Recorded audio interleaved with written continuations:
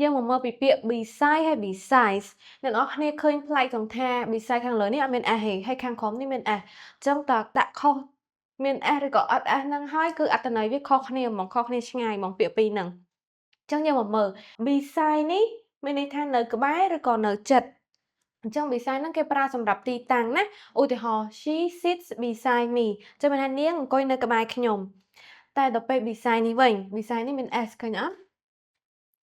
អត្ថន័យវាខុសគ្នាឆ្ងាយណាស់ beside នេះមានន័យថាក្រៅពីឬក៏លើសពីនេះមិនមានន័យថា beside នឹងមានច្រើនមានក្បែរនឹងមានច្រើនអីណាអត់ទេអញ្ចឹង beside មាន s នោះមានន័យថាក្រៅពីឬក៏លើសពីនេះឧទាហរណ៍ besides English she also speak Korean មានន័យថាក្រៅពីភាសាអង់គ្លេសនាងក៏និយាយភាសាកូរ៉េដែរមួយទៀតគឺពាក្យ father ហើយនិង further យើងឃើញពាក្យនេះស្តៀងពាក្យ father អត់ពាក្យ father ឪពុកពាក្យ father ឪពុកគឺអត់មាន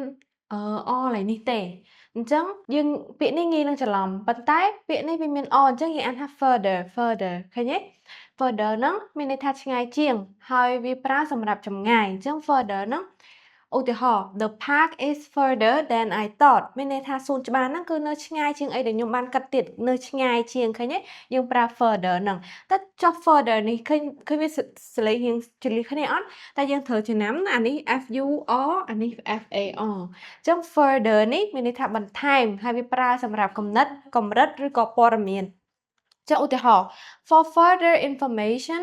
please ask your teacher ដើម្បីដឹងពីព័ត៌មានបន្ថែមសូមសួរទៅលើ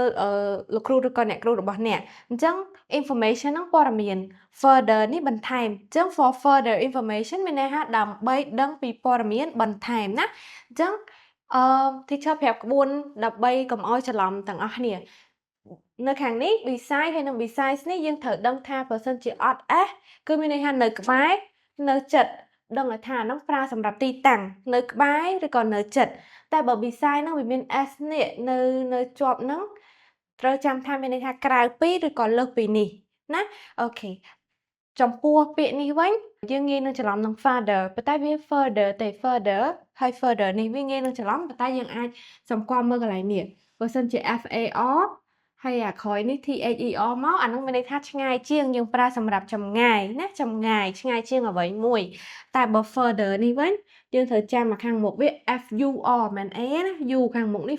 further ឃើញទេមានន័យថាបន្ថែមណាអានោះមានន័យថាបន្ថែមដូចថាព័ត៌មានបន្ថែមឬក៏ដឹងពីអ្វីបន្ថែមទៀតអញ្ចឹងទៅយើងប្រើពាក្យ further នោះបានអូខេអញ្ចឹងបើសិនជាអ្នកទាំងអស់គ្នាមានពាក្យណាដែល